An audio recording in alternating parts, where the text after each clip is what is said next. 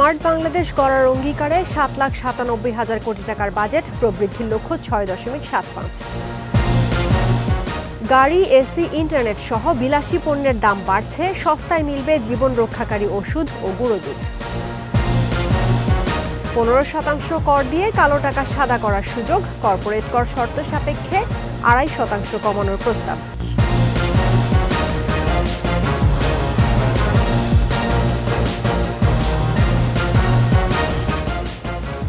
শুনছিলেন first security ইসলামী bank PLC সংবাদ শিরোনাম। আমন্ত্রণ রাত ৯টার ২১ সংবাদে। আপনাদের সঙ্গে আছি রাহনুমা রাহি। দর্শক, ২১ টেলিভিশনের সংবাদ একই সাথে সরাসরি দেখতে পাবেন আমাদের ফেসবুক পেজ www.facebook.com/2124 অনলাইনে। শুরুতেই বাজেট 2024-2025 প্রসঙ্গ।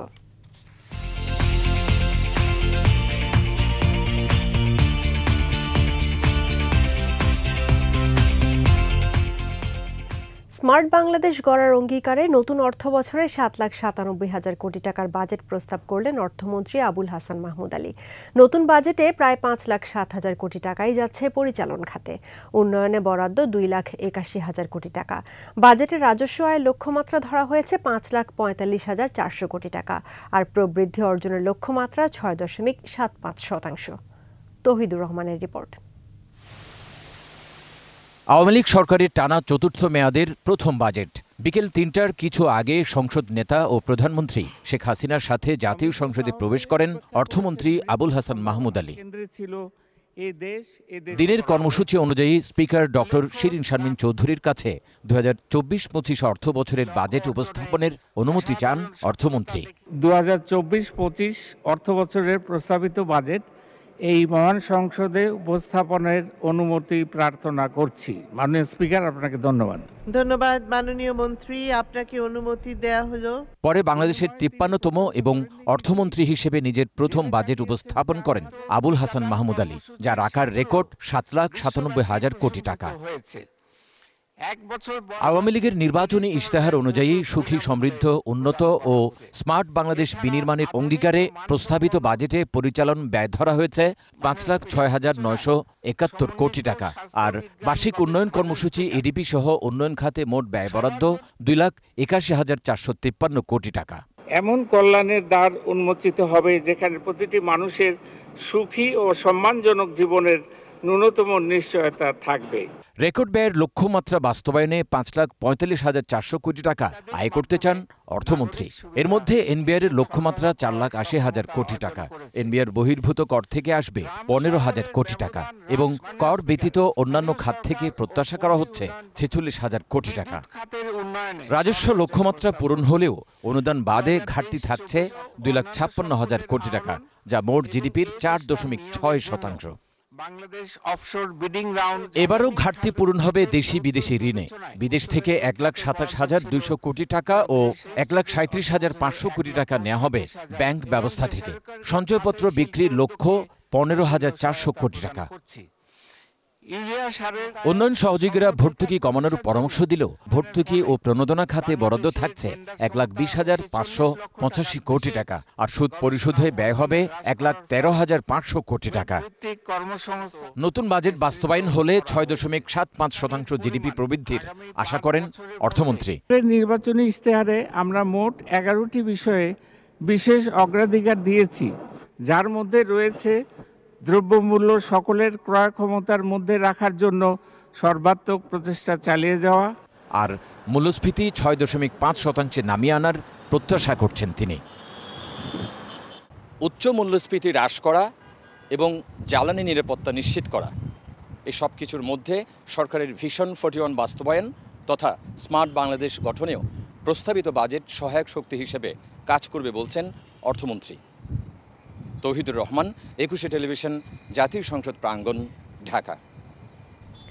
প্রস্তাবিত বাজেটে সাধারণ মানুষের সবচেয়ে বেশি আগ্রহ থাকে কোন পণ্যের দাম বাড়বে, কোনটির কমবে। ভ্যাট ও শুল্ক প্রস্তাবের ওপরই নির্ভর করে দাম কমা বাড়া। সে অনুযায়ী এবার দাম বাড়তে পারে সিগারেট, জর্দা, এসি, ফ্রিজ, সিসি ক্যামেরা সহ বেশ কিছু পণ্যের দাম। আর দাম কমতে পারে ল্যাপটপ, ডায়ালাইসিস ফিল্টার, জীবন রক্ষাকারী ওষুধ, ডেঙ্গু কিট, প্যাকেটজাত গুঁড়া দুধ সহ বেশ কয়েকটি পণ্যের। শাকের আরজুর রিপোর্ট।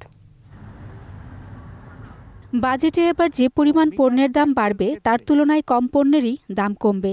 উৎপাদন পর্যায়ে এসির উপর ৫% ভ্যাট বসানোয় বাড়তে পারে এসির দাম। ফ্রিজ, এলইডি বাতি, লন্ড্রি সেবার আয়রন ও টিউবলাইটের ক্ষেত্রেও নেই সুখবর। থিম পার্কে যেতে গুনতে হবে বাড়তি পয়সা। ফলের জুস যাদের পছন্দ তাদের পকেট থেকেও বেরিয়ে যাবে অতিরিক্ত টাকা। তেঁতুল থেকে শুরু করে সব ধরনের ফলের জুসের ওপর ভ্যাট বসানোর প্রস্তাব করেছেন অর্থমন্ত্রী। বেশি দামে কিনতে হতে পারে খোসা ছাড়া কাজু বাদাম। বিশুদ্ধ পানির জন্য ব্যবহার করা ওয়াটার পিউরিফায়ারে বসতে পারে 10% শুল্ক। স্বস্তি থাকছে না নিরাপত্তা সামগ্রী ক্রয়ে। শুল্ক বাড়ার কারণে দাম বাড়তে পারে সিসি ক্যামেরার, বাড়তে পারে লিফটের দামও। এছাড়াও নির্মাণ সামগ্রীর দামও বাড়বে। শুল্ক বাড়বে তামাকজাত পণ্যে। সিগারেট, জর্দা, গুল সহ তামাকজাত পণ্য নিরুৎসাহিত করতে সম্পূরক শুল্ক বাড়ছে। যারা ফোনে অতিরিক্ত কথা বলেন তাদের জন্যও নেই কোনো সুখবর। মোবাইলে কথা বলার পাশাপাশি ফেসবুক, মেসেঞ্জার, হোয়াটসঅ্যাপেও যারা কথা বলেন তাদের খরচটাও বাড়বে। সংসদ সদস্যরা এখন থেকে আর শুল্কমুক্ত গাড়ি আমদানি সুবিধা পাবেন না। তেমনিভাবে বিলাসবহুল গাড়ির দামও বাড়বে। সেই সাথে বাড়বে গাড়ির কনভার্সন খরচ। হাত পায়ের প্রসাধন সামগ্রী, লিপস্টিক সহ আমদানি করা প্রসাধন সামগ্রীর দাম বাড়বে। প্রস্তাবিত বাজেটে দাম কমতে পারে বেশ কিছু পণ্যের। আমদানির শুল্ক কমায় ল্যাপটপ ও বাসাবাড়িতে ব্যবহৃত সুইচ সকেটের দাম কমতে পারে। তবে কিছুটা স্বস্তি ফিরেছে স্বাস্থ্য সুরক্ষার স্পাইনাল সিরিঞ্জ, ডেঙ্গু কিট এবং ডায়ালাইসিসের প্রধান 2 উপকরণ ফিল্টার ও সার্কিটের দামে। 2.5 কেজি পর্যন্ত প্যাকেটজাত গুঁড়ো দুধের দাম কমবে। যারা চকলেট পছন্দ করেন তারাও খুশি হতে পারে। শাকের আরজু, একুশে টেলিভিশন, ঢাকা। প্রস্তাবিত বাজেটে ফুটে উঠেছে সরকারের রাজনৈতিক অঙ্গীকার। উচ্চাভিলাষের পরিবর্তে বাস্তবতাকে প্রাধান্য দিতে চান অর্থমন্ত্রী। নির্বাচনী ইশতেহারে দেওয়ার প্রতিশ্রুতির দিকেও নজর থাকছে এবারের বাজেটে। আরও জানাচ্ছেন আকবর হোসেন সুমন। সামর্থ্য ও বাস্তবতার পাল্লায় উত্তরাধিকার সূত্রে পাওয়া লাগামহীন মূল্যস্ফীতি বশ মানানোর চ্যালেঞ্জ সামনে নিয়ে সংসদের টেবিলে উঠল 2024-25 অর্থ বছরের বাজেট। রাজস্ব আয় বৃদ্ধির পাশাপাশি দেশীয় শিল্প বিকাশের চলমান গতিশীলতা বজায় রাখার স্বার্থে আমি মহান জাতীয় সংসদে নিম্নোক্ত প্রস্তাবনা পেশ করছি। অর্থনৈতিক সংকট উত্তরণে প্রবৃদ্ধির প্রত্যাশা কমিয়ে সাধারণ মানুষের ভাগ্য পরিবর্তনে দেওয়া নির্বাচনী ইশতেহার বাস্তবায়নে দ্রব্যমূল্য নিয়ন্ত্রণই বড় চ্যালেঞ্জ। দেশি বিদেশি বিনিয়োগ আকর্ষণ, কর্মসংস্থান সৃষ্টি, আমদানি বিকল্প পণ্য উৎপাদন এবং দেশীয় শিল্প বিকাশের চলমান গতিশীলতা বজায় রাখার স্বার্থে চতুর্মুখী চাপের মধ্যেও স্মার্ট বাংলাদেশ বিনির্মাণের অঙ্গীকারে অটল সরকার। বাজেটে উচ্চাভিলাষের হ্রাস টানায় আভাস দেয়া হলো ঘাটতি কমানোর। তবে মূল্যস্ফীতি, ঋণ আর করের বোঝা হালকা করতে সুনির্দিষ্ট নির্দেশনা প্রয়োজন। মাননীয় স্পিকার, তামাকজাত পণ্যের ব্যবহার কমানো এবং রাজস্ব আয় বৃদ্ধি। সুখী, সমৃদ্ধ, উন্নত ও স্মার্ট বাংলাদেশ বিনির্মাণের অঙ্গীকার শিরোনামের বাজেটে সংকোচনমূলক নীতি অনুসরণকেই সঠিক পন্থা হিসেবে বেছে নিয়েছে সরকার। সকল স্তরে শুল্ক। আকবর হোসেন সুমন, একুশে টেলিভিশন, ঢাকা। 15% কর দিয়ে কালো টাকা সাদা করার সুযোগ রয়েই গেল। একইভাবে জমি, ফ্ল্যাট কিনে কালো টাকা সাদা করা যাবে। কর্পোরেট কর শর্ত সাপেক্ষে 2.5% কমানোর প্রস্তাব করেছেন অর্থমন্ত্রী। তবে করমুক্ত আয়সীমা আগের মতোই 3.5 লাখ টাকাই থাকছে। মেহেদী হাসানের রিপোর্ট। শীর্ষবিন্দুতে পৌঁছে দেওয়া।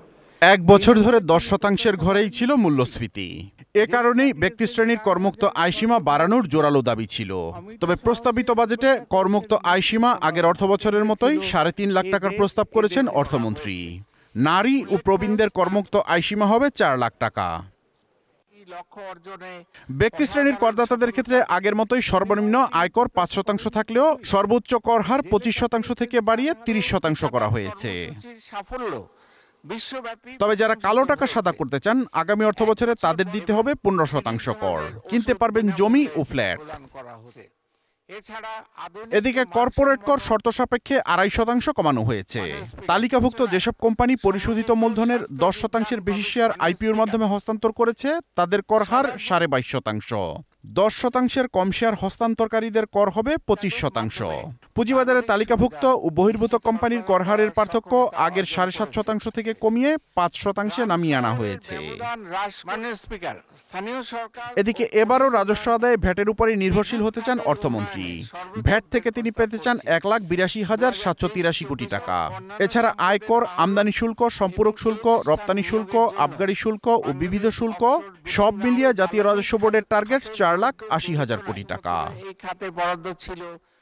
মেহেদী হাসান, 21 টেলিভিশন, ঢাকা। নিচ্ছি সংবাদ বিরতি। যখন ফিরছি তখন অন্যান্য খবরের সঙ্গে আরও থাকবে। প্রস্তাবিত বাজেটকে গণমুখী বলছে আওয়ামী লীগ, বিভিন্ন দলের মিশ্র প্রতিক্রিয়া।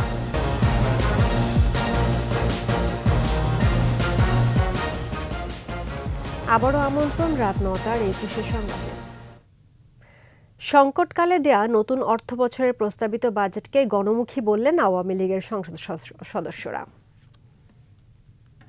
সংকটের বাস্তবসম্মত গণমুখী বাজেট এবং এই বাজেট বিশেষ অগ্রাধিকার প্রাপ্ত যেই প্রকল্পগুলো তার তন্মধ্যে দ্রব্যমূল্য নিয়ন্ত্রণ, কর্মসংস্থান, ইনকাম ট্যাক্সের যে প্রপোজালগুলি আছে সেটা আমি মনে করি একটু দেখার ব্যবস্থা আছে। আমাদের যে নির্বাচনী ইশতেহার, সেই নির্বাচনী ইশতেহারের বাস্তবায়ন আমাদের মূল লক্ষ্য। গত 15 বছর ধরে যে ডেভেলপমেন্টটা হয়েছে সেগুলোকে পর্যালোচনা করে আগামী দিনে আর কি করা উচিত সেগুলো বিচার বিশ্লেষণ করেই সিদ্ধান্ত নেওয়া হয়। এবারের বাজেট শুধু গণবিরোধী নয়, দেশবিরোধী বাজেট বলে মন্তব্য করেছেন বিএনপি মহাসচিব মির্জা ফখরুল ইসলাম আলমগীর। সাংবাদিকদের কাছে এই প্রতিক্রিয়া ব্যক্ত করেন তিনি।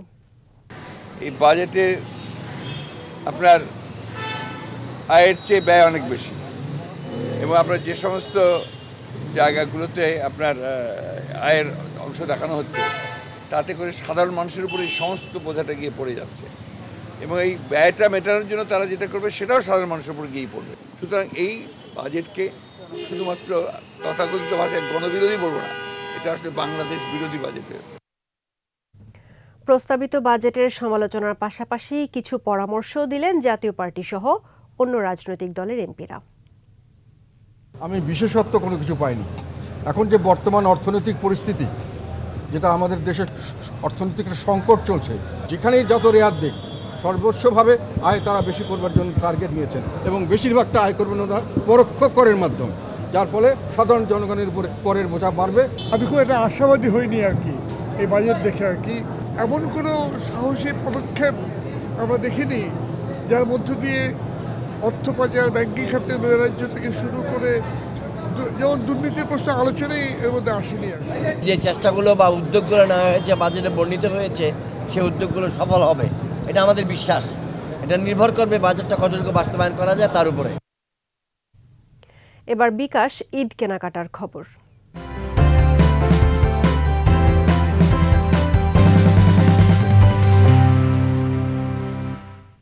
ঈদ মানেই আনন্দ, ঈদ মানেই খুশি। উৎসবকে আরও রাঙাতে বাহারি পোশাকের পসরা সাজিয়েছে রাজধানীর ফ্যাশন হাউসগুলো। আর ঈদুল আজহার কেনাকাটায় স্বাচ্ছন্দ্য দিতে পেমেন্টে 10% ক্যাশব্যাক দিচ্ছে বিকাশ। মিনালা দীপার রিপোর্ট। ঈদে নিজেকে নানা সাজে সাজিয়ে তোলেন সব বয়সী মানুষ। সুন্দর পোশাকে বেড়ে যায় সামাজিক মর্যাদাও। ক্রেতাদের বৈচিত্র্যময় রুচি পছন্দ বিবেচনায় উৎসবের নানা রঙে রঙিন পোশাক এনেছে স্প্ল্যাশ। বনানীর এই শোরুমে পাওয়া যাচ্ছে Punjabi, Kabuli, T shirt, polo shirt, casual, denim, chinos, blazer, formal pant সহ ছেলেদের বাহারি পোশাক। মেয়েদের জন্য রয়েছে long dress, short tops, kaftan, shirt, jeggings, leggings, palazzo, jumpsuit, cropped skirt এবং পার্সোনাল অ্যাক্সেসরিজের পসরা।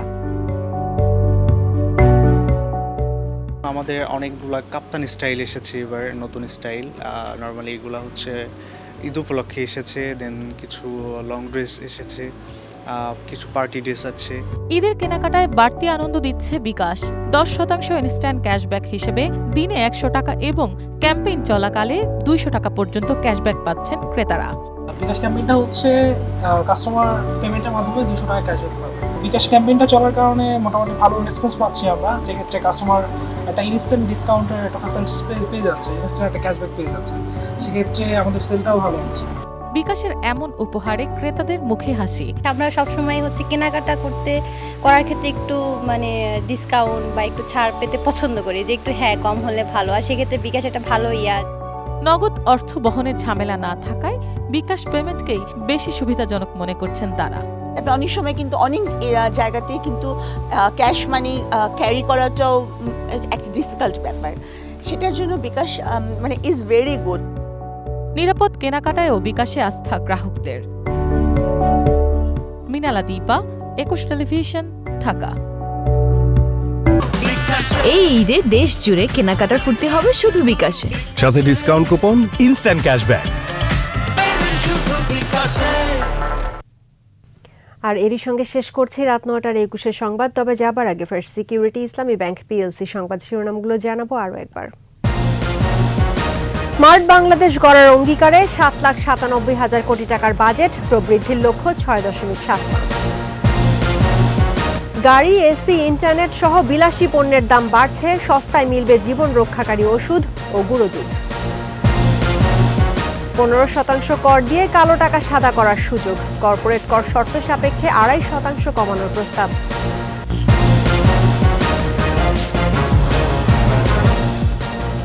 দর্শক, 21-এর সর্বশেষ খবর জানতে ডায়াল করুন 2021 নম্বরে, আর ভিজিট করুন 21-tv.com এর ওয়েবসাইটে। এছাড়া ফেসবুকে লগ ইন করতে পারেন facebook.com/2124 অনলাইনে।